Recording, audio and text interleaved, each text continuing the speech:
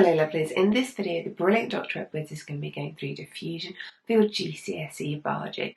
Now this is one of the areas where keywords are really important, and being able to clearly show the examiner you know the difference between diffusion and say osmosis or electric transport is really important.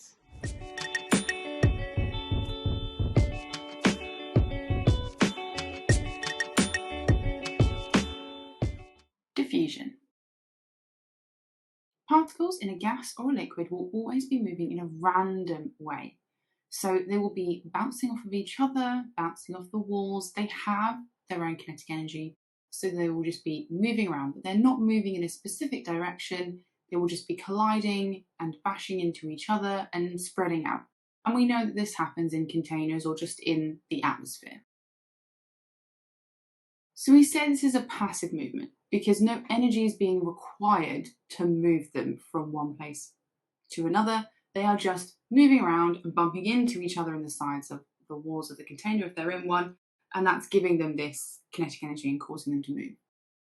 This is important because diffusion is a movement of these particles, and it is passive, and it relies on this random movement. And we're going to look at different types of movement of particles, and we're going to talk about either them being passive or being active.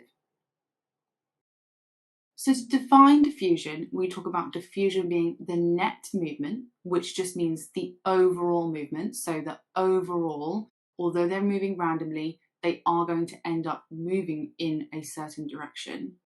So we say that diffusion is the net movement or overall movement of molecules or ions from an area of high concentration to an area of low concentration. So that's the direction we're talking about. But really what that means is there's a high concentration, there's a lot of particles in an area, and as they diffuse, as they randomly move, overall they're going to spread out and move to where there is a lower concentration of particles. And so this is the wording you need to use as exactly the wording for the definition of diffusion that we have to use in the exam. They will continue to move in this way and continue to diffuse until equilibrium is reached, until all those particles are equally distant from each other and they've spread out as far as they can, and then diffusion should stop. It is a passive process as it does not require energy, and this is because the molecules are moving down their concentration gradient. You could think of this like going downhill. If you're going downhill on a bike or on a scooter, and you're just sort of rolling or coasting down the hill, you don't need to push the bike or pedal the bike or push the scooter. You will just roll down the hill because of gravity. This is a similar thing. So when particles are spreading out in this way from high concentration to low concentration, we say they're moving down their concentration gradient from high to low. So that doesn't require any energy. We're going to look at the opposite of this when we talk about active transport, and then this will make a little bit more sense. I'm highlighting here as I'm talking about this the key words and phrases that you need to include when you write these sort of examples of diffusion or explanations of diffusion. It's really important that we get this right, so we can't say along their concentration, for example. We have to say down their concentration gradient. So we're going to be talking a lot, as this is biology, about diffusion across a semi-permeable membrane. So like a cell membrane, because a lot of what we're going to talk about is going to be gases or other substances diffusing into and out of cells. But that doesn't mean that diffusion has to cross a membrane or has to have a membrane to have sort of a separate high to low concentration either side for it to work. Diffusion will happen just in a room, in the atmosphere, from one side to the other, for example. So we don't need it. But the semi-permeable membrane is important because it will let some particles through but not others. And that is important for diffusion, and it will be a bit more important as well for osmosis when we look at that. You need to be able to describe diffusion, explain why things would be diffusing into or out of somewhere like a cell, and you also need to be able to recognise it on diagrams. So here I've got high concentration outside of the cell, low concentration of my green particle inside of the cell, because you can see that because I've got more dots outside than inside. So that's often used to represent concentration in a diagram. I could have also used like a percentage number as well instead.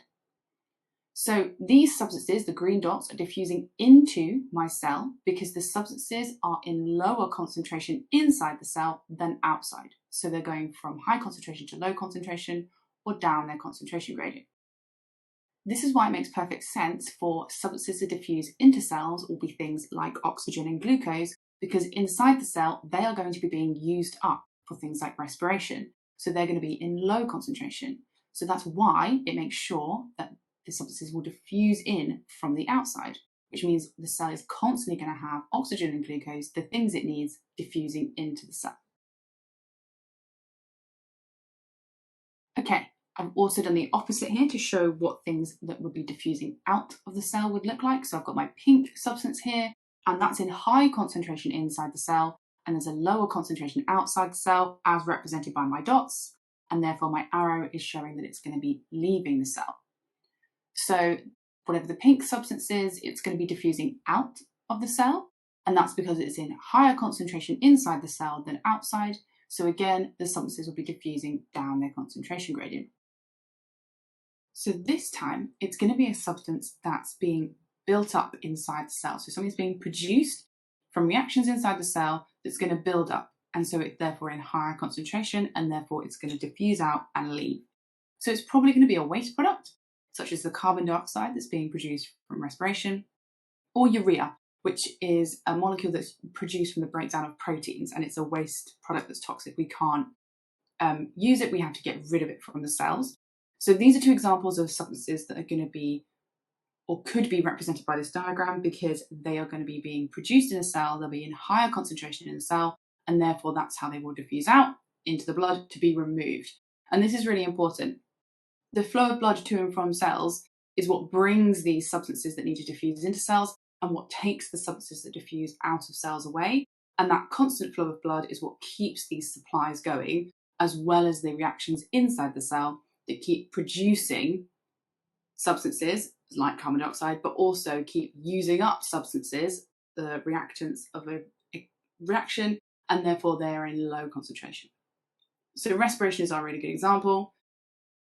It shows you how we create these concentration gradients to mean that what we need, so oxygen and glucose that are being used up, will always be in lower concentration in the cell, which means that it'll always diffuse in from the outside, from the blood, and we're going to keep producing that carbon dioxide, so it will always be in higher concentration in the cell than in the blood, so it's going to keep diffusing out. And that's how all of the molecules really around the body that we are needing inside cells move around. We need to explain how some factors affect the rate of diffusion. The first one is concentration gradient. So increasing the concentration gradient increases the rate of diffusion. This is the relationship between these 2 points. Like we just said, that good supply of blood or air, if we're talking about the lungs, because air comes in and out to obviously provide oxygen. As long as we've got that good blood supply, then it's constantly going to be bringing the substances we want to diffuse into cells and taking away substances that are diffusing out. So we get that maintaining of the concentration gradient. So low inside the cell of stuff we need, high inside the cell of stuff we want to get rid of. So we keep that diffusion moving. So if you have a bigger concentration gradient or a greater difference in concentration, so really high outside, really low inside a cell, diffusion is going to happen faster. And that's basically the relationship we're saying here. So the bigger the difference from high to low, the faster the diffusion is going to happen. This is important, otherwise equilibrium will be reached and then diffusion of substances would stop. The next factor is surface area. So increasing the surface area of a membrane will increase the rate of diffusion. So when we talk about surface area, we're talking about the surface area of cells really here. It could be of tissues, but basically we're saying that by increasing the area that a substance has to diffuse across. So in this case, often we're talking about into and out of cells, as we said, so going across the membrane, cell membrane. So if you increase the surface area of the membrane, and normally this is done by folding it, then you're going to be able to have more space, more membrane for the particles to diffuse through in the same amount of space.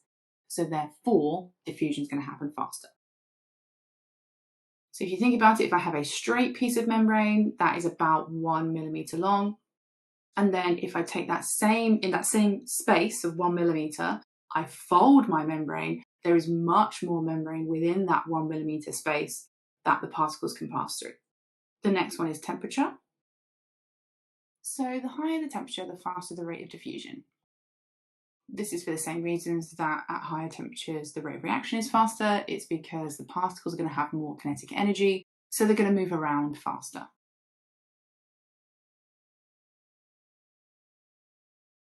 So here we have a video just to give you a demonstration of how temperature actually can affect the rate of diffusion, and you can see it very well for yourself here. So we've got hot water and cold water, and we've just dropped a chemical called potassium permanganate, which is a solid, into each one.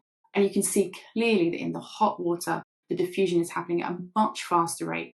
And the particles of potassium permanganate, which are this purple colour, are spreading out through the water really, really quickly because of that high kinetic energy and the movement of them. You can actually see it moving around much faster than you can in the cold water. So this is because obviously the particles have more kinetic energy, and so do the water particles, and they're kind of bumping into each other and randomly spreading out away from the bottom, which is where the high concentration of the solid is, and spreading out into the lower concentration where the water is. And that will keep going until all of those potassium permanganate particles are evenly distributed in the water.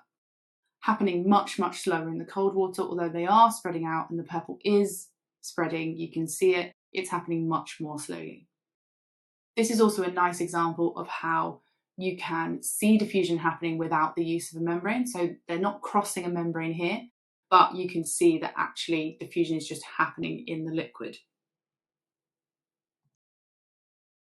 Diffusion distance. Reducing the distance that substances have to diffuse, so from A to B, so from inside to outside a cell, for example, then that increases the rate of diffusion. So having the number of cells that a substance has to diffuse across to get from one place to another is really, really impactful in terms of speeding up the diffusion rate. So if we're going from inside the blood, for example, so say we're oxygen in a red blood cell, we have to leave the red blood cell, then we have to go through the walls of the capillary, and then we have to go from the walls of the capillary through the walls of, say, the alveoli, and then into the lungs. So this is an example where by making this diffusion distance as short as they possibly can, the walls of the alveoli and the walls of the capillaries are only 1 cell thick. That means there's only about 2 cell distance that substance has to diffuse if it's oxygen or carbon dioxide to go from the blood to the lungs and back again. This is what we mean by decreasing the diffusion distance. It's not about the membranes themselves being thick or thin. It's about the number of cells a substance has to diffuse through. All exchange systems have the same 3 adaptations in common. An exchange system is anywhere where lots of diffusion is happening. These all help to increase the rate of substance exchange inside organisms. They have thin walls to create short diffusion distances. This is what we were just talking about having thin walls that are only 1 cell thick. They have a large surface area to increase the amount of membrane or surface that's in contact with the substances that need to be exchanged. They have a good blood or air supply, which we call ventilation, to maintain concentration gradients. All of these are obviously factors that affect the rate of diffusion, and that's really what we're talking about here. So some examples are the fact that leaves are thin, so there's a short distance between the air and the inside of the leaf. We've got the folds of villi in the small intestine, which increase surface area, and structures like the alveoli, which have lots of capillaries around them, which is a form of good blood supply, which will help maintain the concentration gradient. We're going to come back and look at all these different structures in detail when we look at gas exchange and when we look at digestion. But you'll notice these are recurring themes as adaptations for anything that requires a lot of diffusion to happen or an exchange of substances to happen. And so we'll cover these in more detail, but these are always going to be the same 3 things we're going to talk about. Ouch!